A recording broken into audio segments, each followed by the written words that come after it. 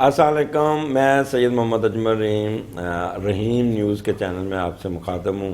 میں نے ایک نیا سلسلہ شروع کیا ہے کہ جتنے ہمارے فرسٹرز ہیں، اولڈ ہمارے سینئرز تھے، ہم اکثر سنا کرتے تھے میاں رفیع ایسے ہیں، چودھری غنی صاحب ایسے ہیں، اور عنایت اللہ صاحب کا ذکر سنتے رہے، تو ان کے بارے میں ہماری نئی نسل کو بالکل کوئی پتہ نہیں کہ ان کی ورکنگ کیسے ہوتی تھی، کیسے نہیں ہوتی تھی۔ تو میں نے ایک سلسلہ شروع کیا ہے، ایک دن سینئر کے ساتھ یا ایک دن فرسٹر کے ساتھ۔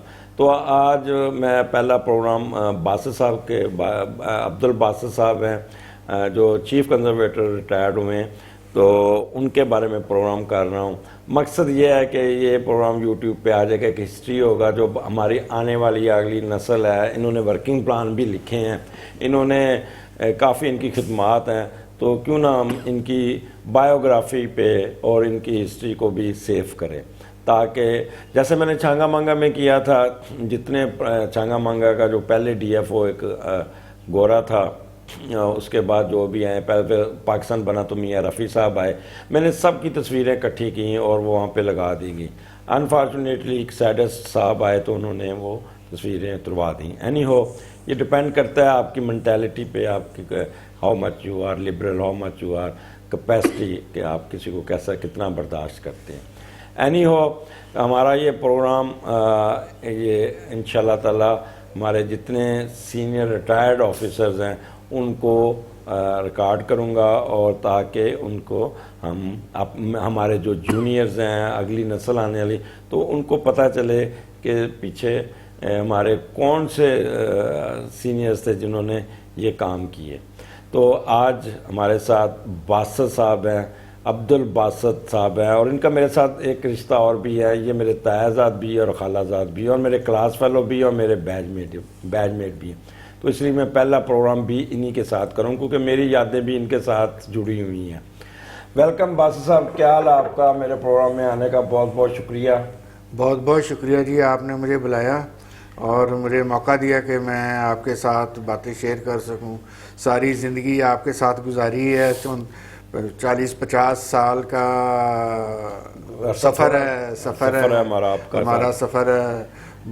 پہلے 10-12-15 سال میں رہا ہوں والدین کے ساتھ، باقی ساری زندگی آپ کے ساتھ ہی گزاری ہے میں نے۔ تو بس اب مجھے تھوڑا سا یہاں بتائیں کہ آپ کہاں پیدا ہوئے، آپ کی ابتدائی تعلیم کہاں تھی، بیسیکلی آپ اپنے بارے اپنا انٹروڈکشن کریں کہ آپ اور دوسرا اگلا سوال میں آگے پھر پوچھوں گا، پہلے آپ تھوڑا سا مختصراً اپنی جو ابتدائی علم اور کہاں تعلیم حاصل کی، کہاں پیدا ہوئے، تو یہ میرے سامعین ناظرین سننا چاہیں گے۔ ہاں جی، میری پیدائش سن 1959 میں ہوئی، اور میں گوجرا کے قریب ایک گاؤں ہے چک 159 گاو بے، وہاں پہ جو کہ میرا ننیال بھی ہے، وہاں پہ میری پیدائش ہوئی۔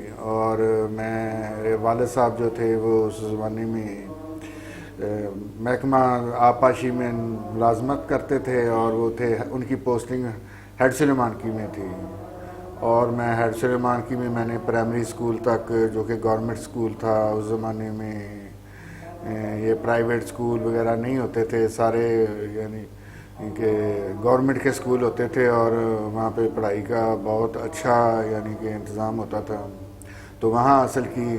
اس کے بعد ان کی ٹرانسفر پاک پتن شریف ہو گئی، اور وہاں جا کر میں نے 5ویں اور مڈل اور جو میٹرک ہے وہ وہاں پہ کیا۔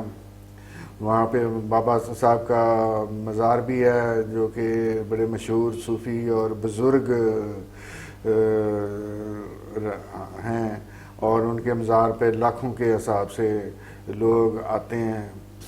تو اس یعنی کہ اچھے شہر میں میری زندگی کا آغاز ہوا۔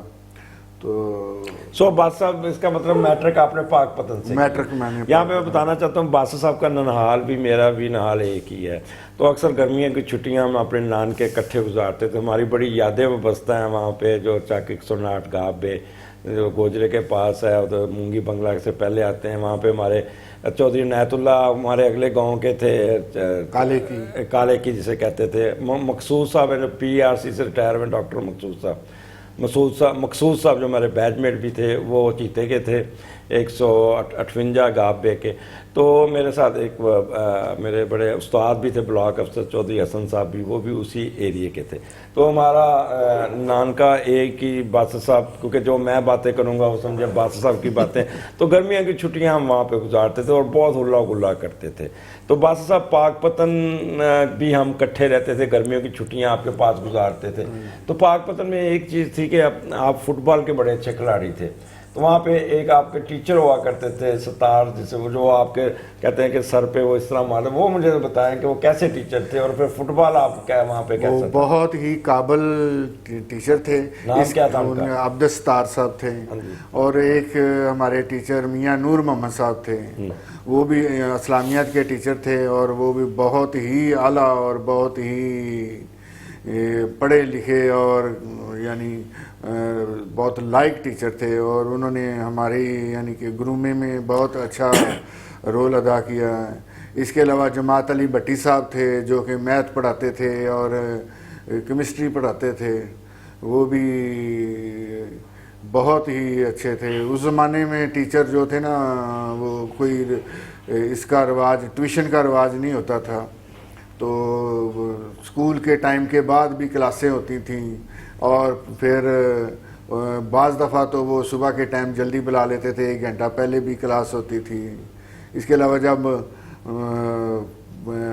پرائمری میں تھے تو 5ویں 6ٹھی 7ویں میں جب، تو ظہر کی اذان نماز جو تھی وہ سارے ٹیچر اکٹھے اور اسٹوڈنٹ پڑھتے تھے، اور وہاں پہ پھر نماز اچھی طرح سکھائی جاتی تھی، ترجمہ سکھایا جاتا تھا، سنا جاتا تھا. یعنی کہ آپ کی بچپن کی جو یادیں ہیں، جو بچپن میں آپ کو جو ابتدائی تعلیم ملی، وہ بہت اچھے اساتذہ کے ساتھ ملی. اور دوسرا، فٹ بال کے بڑے مشہور کھلاڑی تھے. آپ کو اسکول میں آپ کا ایک نام ہوتا تھا، لیفٹ آؤٹ کے رائٹ آؤٹ کے، کس طرح کے آپ کھیلتے تھے. وہ تو پشاور میں بھی جب ہم گئے تو وہاں پہ آپ کے کمالات دیکھے تھے، وہ آگے جا کے ذکر کریں گے. تو آپ کو سپورٹس کون سی پسند تھی؟ اس زمانے میں کرکٹ تو اتنی یعنی کہ میڈیا، کرکٹ ہوتی تو تھی لیکن میڈیا نہیں تھا. ریڈیو پہ کمنٹری آیا کرتی تھی، تو ٹی وی کسی کے پاس ہوا کرتا تھا. تو ٹی وی پہ وہ براہ راست دکھائے بھی نہیں جاتے تھے، صرف ریڈیو پہ کمنٹری آتی تھی. اور لوگوں کو، بہت کم لوگوں کو جو نا وہ سمجھ تھی کرکٹ کے بارے میں.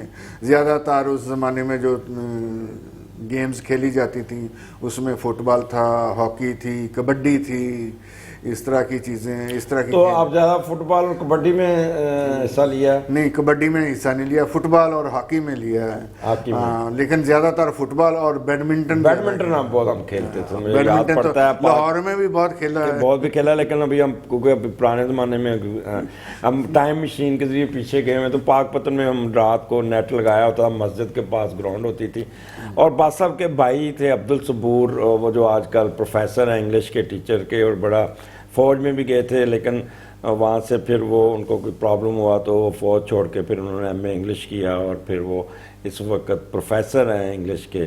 تو وہ بھی ہمارے ساتھ ہوتے تھے، بڑے اچھے ایتھلیٹ ہوتے تھے باس صاحب. تو وہاں کے ایک ڈاکٹر صاحب ہوتے تھے، ان کا ایک نام مجھے نہیں یاد آ رہا، جو ڈسپینسری میں شبیر صاحب. تو وہ ہمارے ساتھ ہوتے تھے، ان کے ساتھ بڑی گپ شپ لگتی تھی. اچھا، باسط صاحب کے نا والدہ اور جو پیرنٹس تھے، انہوں نے بینچیں رکھی ہوتی تھیں. بڑا ایک ماحول تھا، ذمہ دارانہ ماحول تھا. وہاں پہ ہمیں بڑا گرم گرم تازہ دودھ ملتا تھا، مکھن صبح تازہ مکھن ملتا تھا، پروٹھے کھاتے تھے. تو باسط صاحب وہاں پہ 2 مہینے میں جب ہم واپس آتے تھے تو موٹے ہو کے واپس آتے تھے وہاں پہ. تو اس زمانے میں جب بھینسیں وغیرہ رکھی ہوتی تھی نا تو دودھ بیچنے کا رواج نہیں تھا، تو برا سمجھا جاتا تھا. تو وہ گھر میں ہی یعنی کہ دودھ کو، اس کو جس کو کہتے ہیں کہ رڑکتے ہیں، دودھ میں اسے لسی بنائی. وہ مجھے یاد پڑتا ہے کہ ہماری تائیں تھیں یا خالہ بھی تھی، تو صبح اٹھ کے نا تو وہ پوری اور آواز آتی تھی، اس کو کیا کہتے تھے؟ مدانی. تو وہ ایکسرسائز وہ آج کل کی خواتین تو چھوڑ گئی ہیں، تبھی تو فٹ تھیں اس زمانے میں. اپنا صبح اٹھ کے، تو ہم صبح اٹھ کے واک کرنے کے لیے نہر پہ جایا جایا کرتے تھے. یاد ہو شبیر صاحب ہمارے ساتھ ہوتے تھے, سردیوں کی بھی چھٹیاں, گرمیوں کی چھٹیاں. تو باسط صاحب آپ نے اس کا مطلب ہے پاک پتن کی اور کوئی یاد شیئر کرنا چاہیں تو ضرور بتائیں. پاک پتن میں بڑا اچھا وقت گزارا, اور خاص طور پہ جو بابا فرید کا میلہ ہوتا تھا وہ زیادہ تر وہی انجوائے کیا جاتا تھا, اور اس کے علاوہ کوئی وہ تو ہم نے آپ کے ساتھ بات صاحب یاد ہے ایک دفعہ والد صاحب کے ساتھ جاتے تھے, اور ایک ہی سنما تھا وہاں پہ, بشتی دروازہ کراس کیا بشتی تھا. دروازہ شبیر صاحب تھے ہیلتھ میں, تو انہوں نے ہمیں ذرا پروٹوکول سے گزار دیا تھا.